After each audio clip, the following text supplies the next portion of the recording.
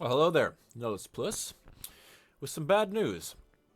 This is the last video, the last turn, in fact, of our Polish experiment. We've been testing out the new Polish CIV DLC that arrived a mere week or two ago.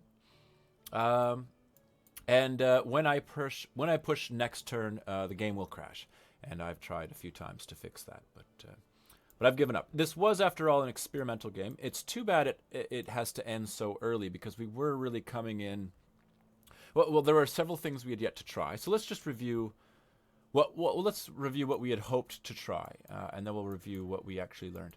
So we were hoping siege tactics would come in soon here, so we could drop a fort down. Now we've already seen we're building an encampment here. We've already seen the culture bomb effect of the encampment. Presumably, the culture bomb effect of the fort will be the same, and that is to say, equally unimpressive. I think we were led to believe by using the same name, the culture bomb, which is something a term that sort of arose with the Civ 5 great artist effect. I think it was the great artist. Where, when you pop a great artist or whoever it is here, you would get all this territory. It would become yours. That's not the case with the Polish Civ 6 culture bomb effect. We've seen it a couple times now, and it steals. We might have only seen it once, actually. It steals one tile. Who knows how it counts? Presumably, it takes the tile with the most yield total. When it has the same yield, who knows how it makes the calculation? But anyway, it takes one tile, which is fine. But the more interesting effect is that when you do that, the city you steal from becomes your majority religion. Now, we saw that happen down here when we bought right down here, so we could plop an encampment right next here to Cairo. Probably on the turn Cairo actually founded as a religion, perhaps the turn after. We stole, I think it was this tile from them, which is nice. It gave us a comfortable spot to sort of sit and tank as we took down a city, and it converted all 10. There were 10 people back then in Cairo. It converted every single one of them to Darwinism, which that's our religion, of course, which is incredible. 10. A very large city converted fully to your own faith, and you have the bonus of having stolen a little bit of extra territory from them as well. And you can do it peacefully. I mean, you don't have to be at war with somebody. I mean, any rational opponent would go to war with you after you do that to them, but the AI is rarely rational. Well, it's not rational at all, is it? It's algorithmic. So we saw all that. We played around a bit with the Hussar. Unfortunately, all the units I think we attacked with the Hussar were one-shots, like this sort of thing. So we didn't get to see the pushback effect. And that's too bad, because that seems really interesting. And to be honest, as I mentioned earlier, overpowered. I mean, it's going to give you so much control over the chess game that is, war in Civ, with pushing pieces around and stuff like this. Military being what it is, and this unit in particular being quite strong, it might be equal to the Mamluk in strength. And it's something you gain with culture, which is interesting. You don't gain this unit with Civ, with tech rather. I think it's going to be overpowered. We'll see. I certainly wouldn't want to fight against Poland. They will be a formidable opponent with their winged hussars. They're going to be building encampments and forts if they're AIs, because they'd be silly not to, because of the culture bomb effect. They get super powerful relics. We bumped them up. We boosted them up even more with one of our beliefs, as you can see here. Our 1 relic, 4 gold, 2 culture, 18 faith, and 24 tourism. So we went hard on tourism. We had fun, this prince level difficulty. We dropped, 1, 2, 3 wonders, 4, 5, and no, 4. Where's the other ones?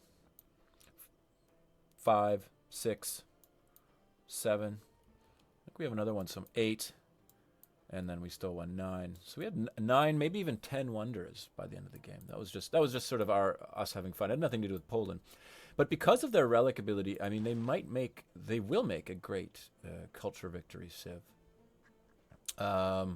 Religious victories, obviously, is probably where they're going to shine the most. However, so the unfortunate thing about Poland is that many of their abilities are keyed to the religion aspect. So you need to get relics. You need apostles, and you can't build apostles. Excuse me. I think you can build apostles if you haven't founded a religion. You're unlikely to in any case. The spreading religion effect of the culture bomb is irrelevant, I think, I presume, if you haven't founded your own religion. And of course, on deity difficulty, you cannot get your own religion. It's just impossible, unless you're Arabia, or you have some weird fluke. So, I mean, Poland, probably definitely one of the strongest civs in the game, in my opinion, so far. Possibly the strongest, although I don't think so. I think Arabia still will hold the, in my opinion, Arabia is the strongest. Certainly in deity games, Arabia is going to remain the strongest because they're guaranteed a religion. Poland, so many of its abilities tied to religion, and of course you cannot found a religion on deity difficulty, which I play exclusively, almost exclusively. On the other hand, there is one further ability they have. 2, actually. So their holy sites receive additional adjacency bonuses from districts, sort of the Japan effect. And perhaps, well, I'm forgetting another one. There's 2 more yet. There's the military slot. Military civic slot is converted into a wildcard policy slot, which is really great. It gives you a lot of flexibility. Right from the get-go. I was really enjoying that. Flexibility counts. It really does count. And finally, of course, what I think might be one of the more impressive features of this civ is the building the Sukinitse, I think is more like how you pronounce it. I looked it up. I think that's a better pronunciation, if not an accurate one. This is the replacement for the market, and it is fantastic. It provides plus, if I'm not mistaken, +4 production for international trade routes, and no, I think I've got that wrong. Let's just check. We don't have to guess. Sukienetse. +2 production for international routes, +4 for gold. And of course, if you're playing on any of the harder difficulty levels, you're really focusing hard on those commercial hubs to get those trade routes up. So you're trade routing like crazy anyway. And this means, with this unique ability, this unique building, you're getting bonus production from all those trade routes. I mean, by mid-game, you probably have, 12, 13 trade routes up. I mean, that's serious. That's some serious bonus production, or gold if you're doing domestic routes. So final verdict: Poland, incredibly powerful, close to, but probably not the most powerful civ out there right now. A lot of fun to play, really versatile. This military unit is just incredibly interesting. Their religious abilities are fascinating and powerful, although sort of irrelevant in a deity game. Their diplomacy ability, their civic ability, their slot transformation ability, and their unique building, spectacular. So yeah, that was fun. We might play a deity game with them in the future just to see how they do fare in a real game.